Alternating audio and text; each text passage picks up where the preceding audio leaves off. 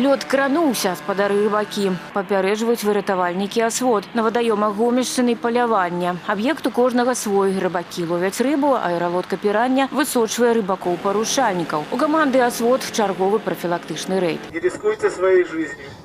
Выходите на лед с индивидуальными спасательными средствами. Непадрыхтаваныя рыбакі замест улову могуць атрымаць штраф да 3 базавых велічынь. Дысцыплінаваныя застаюцца на месцы, астатнія, убачыўшы правяраючых, кідаюцца на ўцёкі. Сергей Пашук з добрасумленных, з сабой і на сабе ўсё, што трэба, каб злавіць рыбу і застацца ў жывых. На опасный лед не выходим, зачем?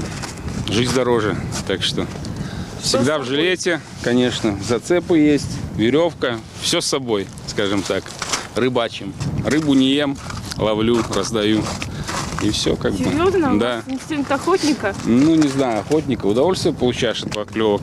Клев хороший, рыбы много. Ну вот недавно пришел, уже хвостов 7 поймал. По вясне аматараў зімовай лоўлі яшчэ больш, чым звычайна. Выратавальнікі тлумачаць гэты рыбацкі апетит. Последний лед, но он хочет еще как бы половить рыбу, еще насытиться этим. То есть, как говорится, не наелся, не налижешься, все равно рыбы много не наловят. Но они хотят этот последний лед. Нету таких трофейных рыб, которые стоят жизни.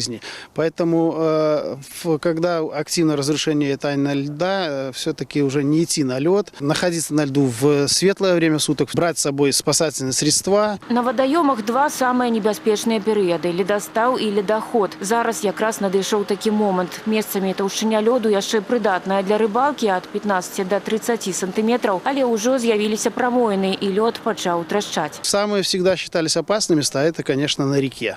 Так как на реке течение, особенно прижимные поворотные, скажем, берега, там течение более сильное, и у берегов всегда там промоины. Если есть период ледостава, это когда лед первый формируется. Он не такой толстый, но он эластичный. Прогибается, но не ломается. Что не могу сказать про лед, который идет в период ледохода. Этот лед не предупреждает, он не эластичный, он хрупкий, и он без предупреждения просто сразу проламывается под человеком. Доводим информацию по водоемам, где промоины, где лед тонкий, где, скажем, течение сильное. Профілактычныя рэйды даюць вынікі. Рыбакі прыходзяць з абсталяваннем не толькі для лоўлі, але і для самаабароны. Дарэчы, сёлета ў адрозненне ад мінулага сезону даставаць з вады гора рыбакоў выратавальнікам не даводзілася. Людзі сталі больш дысцыплінаванымі і адукаванымі. Смотрю, что наши рыбаки уже слушают нас, не нарушают правила. А галоўнае правіла рыбака не толькі здолець рыбку злавіць, але і прынесці яе дадому. Ірына Драбышэўская, Александр Шведакоў, тэлерадыёкампанія «Гомель».